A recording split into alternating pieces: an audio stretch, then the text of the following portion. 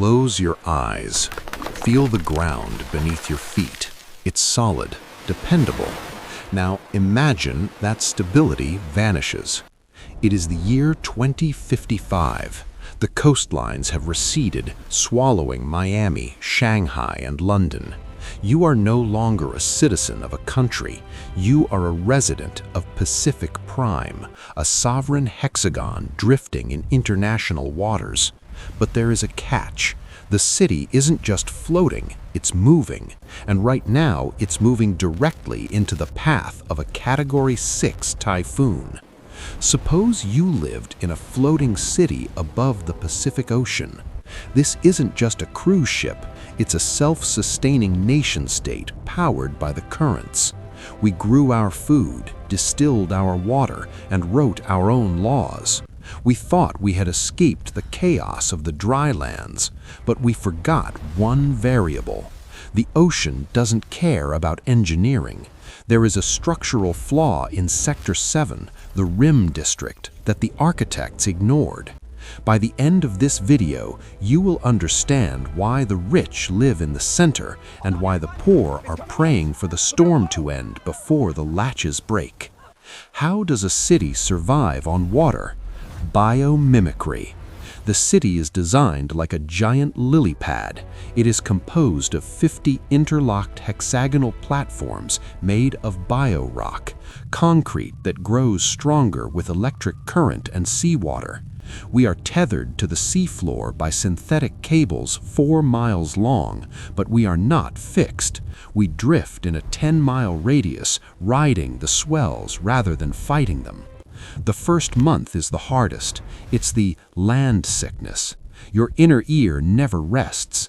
Even with gyroscopic stabilizers, the city breathes with the ocean. You walk with a permanent wide stance. You sleep strapped into your bed. Vertigo becomes the new common cold. If you can't adapt, you are exiled back to the mainland. Here, balance is currency. On the mainland, you paid for electricity. Here, power is free, generated by wave energy converters and solar skins. But the real gold, fresh water. The desalination plants run 24/7, but the salt air crusts everything. Your skin feels tight, your electronics corrode in months. We have entered the salt age. You don't shower daily, you take mist baths. A liter of non-recycled aquifer water costs a day's wages. We are vegetarians by necessity, pescatarians by luxury. There is no room for cows. Beneath the city, massive cages farm blue tuna teams. Above, aeroponic towers scrape the sky, growing spinach and soy in mist. The diet is healthy but monotonous. The smell of the city is a mix of ozone, algae, and frying fish. You would kill for a real steak, but livestock is illegal. Social class is determined by physics. The center is the most stable, it hardly moves. This is where the captains of industry live, in the penthouses of the geodesic domes. But as you move outward, the sway increases. The rim is the working class district. It moves 10 feet vertically in a storm. The rim dwellers have sea legs of steel, but their children are born with higher rates of anxiety. Inequality isn't just financial, it's vestibular. This environment changes human behavior. You are surrounded by the sublime and the terrifying. Pause the video and answer this in the comments. If you lived on Pacific Prime, would you choose a small, stable apartment in the center, safety, or a massive mansion on the unstable rim, luxury but motion sickness? Stability or space? Let me know below. We are in international waters. That means no taxes, no FDA, no extradition treaties. Pacific Prime becomes a haven for biohackers and cryptocurrency tycoons.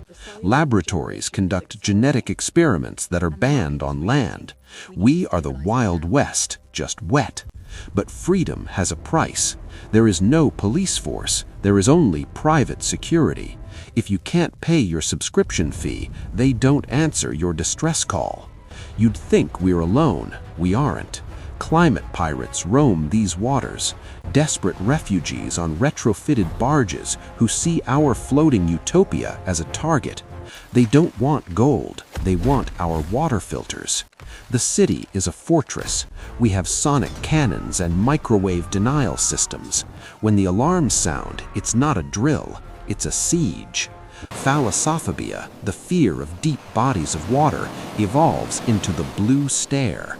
Residents who look at the horizon for too long suffer from dissociation. There are no mountains, no trees, no landmarks to anchor your reality, just the infinite line where the sky meets the sea. Suicide rates on the rim spike during the gray months when the clouds merge with the ocean and the world becomes a shapeless void. Here is the mystery. 6 months ago, Platform 42 detached during the night. The official report said it was a mechanical failure and it sank, but deep-sea sonar scans found no wreckage. The rim dwellers whisper that it didn't sink. A hacked log from the control room suggests the clamps were retracted manually from the center. They weren't lost, they were cut loose. We don't just float, we scavenge. The city steers itself toward the Great Pacific Garbage Patch. What was once an environmental disaster is now our mine. We deploy massive maw ships to consume the plastic vortex. We melt it down to 3D print our furniture, our clothes, and even the new expansion platforms. We are a civilization built on the ruins of the old world's waste. Biology follows environment. A subculture known as the amphibians has begun surgically modifying themselves. They implant artificial gill slits connected to rebreathers, web their fingers, and tattoo their skin with UV reflective ink. They are preparing for the day the city fails. They don't want to live on the water, they want to live in it. Back to the storm. The Category 6 typhoon Omega hits. The wave height exceeds the seawalls. The AI running the city calculates that the structural integrity of the center is at risk. It triggers Protocol Sever. The alarms scream. The clamps holding the rim district release. It is sacrificial architecture. The rich in the center watch from their reinforced domes as the rim, containing the workers, the mechanics, the farmers, is swallowed by the dark. It wasn't an accident, it was a calculation. The city shed its weight to survive. The open loop is resolved. The structural flaw wasn't in the steel, it was in the morality of the design. Morning comes, the storm passes. Pacific Prime is smaller, lighter, and quieter. The center survives, but without the workers, the vertical farms die. The toilets stop flushing. The desalination plants clog. The utopia becomes a tomb.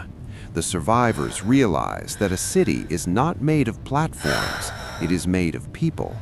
Without the rim's propulsion units, the center loses its ability to steer. It becomes a ghost ship, drifting on the currents, eventually joining the very garbage patch it used to mine. The ultimate irony, the pristine city becomes just another piece of trash in the ocean. But beneath the waves, the amphibians, those who modified themselves, are thriving. They scavenge the sunken rim platforms. They have adapted. They are the first generation of Homo aquaticus.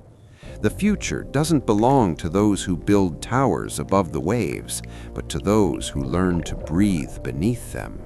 We tried to conquer the ocean, but the ocean always wins. The only way to survive the rising tide is to become part of it. The tide is rising, the land is sinking. If this reality fascinates you, hit the subscribe button to join our raft. Like this video if you want more deep-sea mysteries, and tell us in the comments, would you detach the rim to save the center?